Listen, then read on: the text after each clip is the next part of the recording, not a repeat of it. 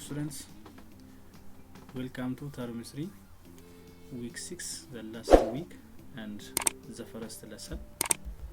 In previous section we discussed in general about Cnidarians, which is unicellular, prokaryotic. Many of them are heterotrophic and some of them are autotrophic. The best known example of Cnidarians are EU bacteria or true bacteria and blue-green algae or cyanobacteria. Secondly, we discussed about Cnidarian protista. Cnidarian protista are also unicellular but eukaryotic, both autotrophic and heterotrophic mode of nutrition. The best commonly known examples are protozoans, which are amoeba, paramecium and plasmodium species, and also algal species. Thirdly, we discussed about Cnidarian fungi. Cnidarian fungi are multicellular, eukaryotic. They are heterotrophic as parasitic, saprophytic and a mutualistic way of living. Examples are bread mold, mushroom, yeast and penicillin. Yeast is unicellular fungus, which means that not all Cnidarian fungi are multicellular. And lastly, we discussed about Cnidarian plant. Cnidarian plants are generally multicellular. They are eukaryotic, autotrophic, photosynthetic, have cell wall and waxy cuticle. Examples were moss plant, fern plant, flowering plant and conifer plants. This is all about what we have been discussed in previous section. But in today's section, we are going to discuss about the new kingdom or the last kingdom, Kingdom Animalia and phylum Invertebrates. This is what we are going to discuss.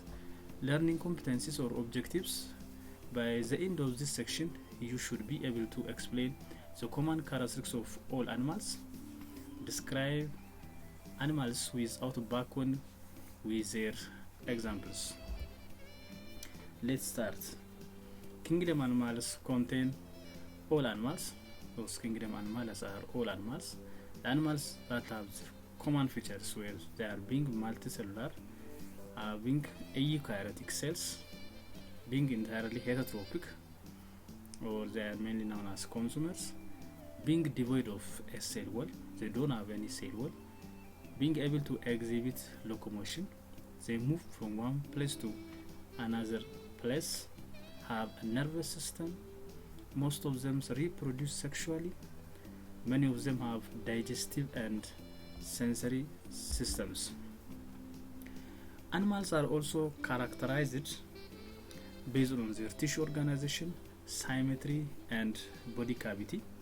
When it comes to the first one, tissue organization means as an animal developed from blastula or developed zygote or divided zygote, the blastula or the zygote may divide to form either 2 layers or 3 layers. If it is the animal is formed 2 layers, which are called ectoderm and endoderm, the animal is said to be diploblastic. And if it is formed 3 layers, ectoderm, endoderm and mesoderm, it is said to be triploblastic. Later on, the ectoderm gives rise to animal's skin and the nervous system. The endoderm forms the gut lines and the digestive glands. The mesoderm gives rise to all other systems and organs in animal's body. This is how the organisms are categorized based on tissue organization as 3 layers and 2 layers. The second one, symmetry, which are bilateral symmetry and radial symmetry, asymmetrical symmetry.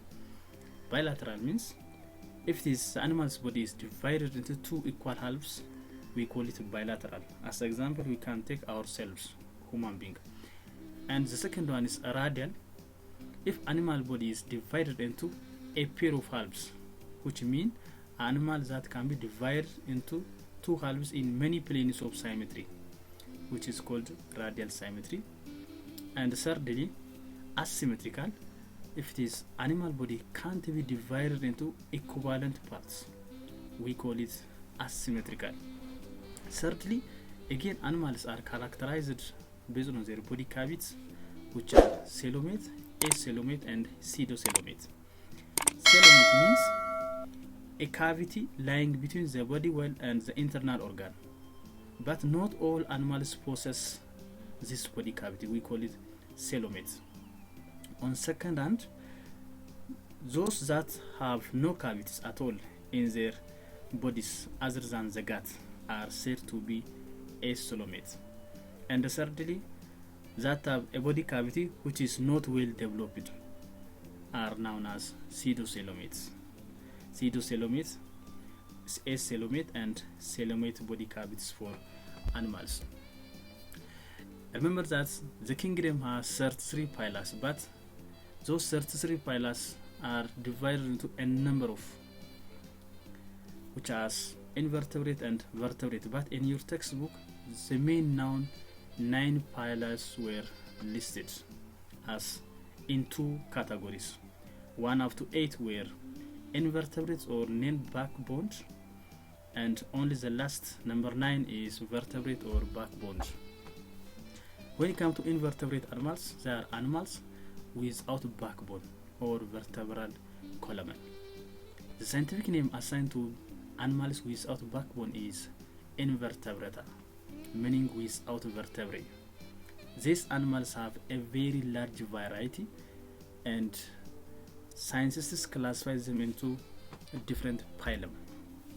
The following are among the phylum of invertebrates. These are phylum Porifera or sponge, phylum Coelenterata or Cnidarians, phylum Platyhelminthes or Flatworms, phylum Nematoda or Roundworms, or they are named as Nematohelminthes, phylum Annelida, segmented worms, phylum Mollusca, soft-bodied animals, phylum Echinodermata, spiny-skinned animals, and the last invertebrate were phylum Arthropoda, joint-footed animals. Dear students, let's discuss one by one. This is phylum Porifera, which is the image of phylum Porifera. Next, Poriferas are called sponges. They are the simplest invertebrates, are immovable during their adult stage. They don't move from place to place, or non-motile. They are rigid or stagnant in a one place, are attached to a surface on seabeds. They are movable during their young stage only, have a hollow filter feeders. They do not have a definite organ system, have no body cavity, or they are acoelomate and diploplastic. They do have 2 tissue layer organizations. They have no body symmetry, or they are asymmetrical. Mainly they live in aquatic marine environments, and also they are a pore-bearing organisms, which means that they have ostia and osculum in their body. For the entrance of water is ostia, and for the waste removal used opening is osculum. This is one of the main characteristics of phylum Porifera. Let's discuss the second invertebrates, phylum Coelenterata. They are alternatively called Cnidarians. The phylum contains some exceptionally beautiful creatures. It also contains stinging cells to poisonous the prey. Organisms of the phylum have soft bodies with a ring of tentacles. One of the functions of tentacle is for capturing food and poisoning the prey. They live in aquatic marine environments, the same through like that of sponges or poriferas. They are at tissue level of organization. They have only one opening, which is acts as both mouth and anus. They don't have body cavity, named as acoelomates. They are radially symmetric and diploplastic, and also they are hermaphroditic. They do have both sexes. Example of these members are sea anemones, jellyfish, coral, and hydra. This is how coelenteratas are look like, which are mainly found in aquatic marine environment. The third invertebrate phylum is phylum Platyhelminthes. They are the flatworms. They are hermaphrodites. An organism having both sex means that hermaphrodites have only one opening, the mouth without anus, which means that they have incomplete alimentary canal. They have a relatively higher level of organization. They have no body cavity, named as acoelomates. They have ganglia nervous system, excretion by phloem cells. They can live being parasitic or free living in fresh water. They are bilateral symmetric and triploplastic. Examples of these members of phylum were tapeworm, liver flukes or cestoda, and blade flukes. Let's see how look like. They look like this one. They do have scolex plus suckers, which is mostly tapeworm have this structure. So this is phylum Platyhelminthes. The first invertebrate phylum is phylum Nematoda. We are going to discuss. They are alternatively called Nematohelminthes. They are the roundworms without segmentation. They are the most numerous invertebrates. They found almost everywhere. They have two openings, the mouth and the anus. That means they have a complete digestive system. They lack circulatory system, and their tissue of organization is, they are called triploplastic, and its symmetry is bilateral. They don't have any body cavity, named as pseudocoelomates. They do not have true body cavity, and they are round in shape. Their shape is round and feed on bacteria and fungi. Mainly, these members are used in a nutrient cycling for a healthy soil. They make soil fertile. Examples of these members are ascars, hookworms. Let's see how they look like. This is the typical structures of nematodas. They are roundworms. Their shape is round mainly. Dear students, we are reached to classworks. Classwork, in order to evaluate the day lesson, we are going to do the classwork. So I wanted to give you 3 minutes, and please do this classwork by pausing the video. Question number 1 says, tapeworm parasite is grouped under phylum blank. Question number 2, what is the structure in hydra which is used for capturing of food? Question number 3, animals which lack both body cavity and symmetry is blank. And lastly, what is the body shape of phylum Nematoda? Let's do one by one whenever you pause the video. When it comes to answers, the first question is, tapeworm parasite is grouped under phylum, if you look answer like that, Platyhelminthes, phylum Platyhelminthes. Question number 2, what is the structure in hydra which is used for capturing of food? The structure is tentacles. Question number 3, animals which lack both body cavity and symmetry were Poriferas or phylum sponges.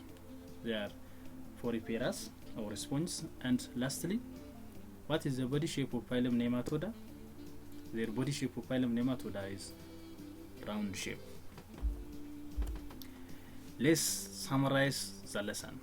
Generally, in this section, we have learned about the inclusive characteristics of animals. Animals have a lot of characteristics. Let's say they are heterotrophic, multicellular, eukaryotic with a devoid of cell wall. They don't have cell wall, and they have nervous system which are sensitive to their surrounding environment. Most of them reproduce sexually and have digestive and sensory systems. But the unique of kingdom animal rather than other kingdom is they exhibit locomotion. This is one of the inclusive characteristics. And lastly, their animals are categorized based on their tissue organization, symmetry, and body cavity.